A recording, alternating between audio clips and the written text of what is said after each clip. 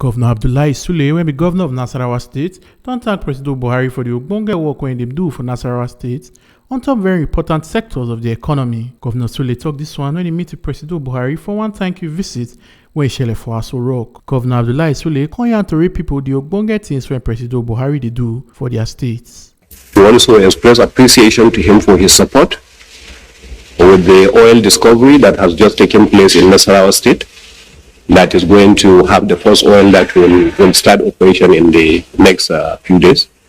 To thank him also for the support for the setting up of the Agricultural Machinery Institute that is almost completed right now in Nasarawa State, which Mr. President personally came in to be the one who will inaugurate it. On top of the agenda for 2023 election, Governor Sule can talk say, chances are bright, chances are excellent, both at the national and at the state level. In Nasarawa, as you know, the three senators happen to be from the same party, the governor from the same party, 20 out of the 24 members of House of Assembly, all APC, so, and we have done the best we can, for the state. And I think people appreciate that. And we strongly believe we should be able to win the election. Omo Aluke Ajakaye, TMC TV News. Make sure I remember say your PVC and your power. No say I'm giving a politician on election day.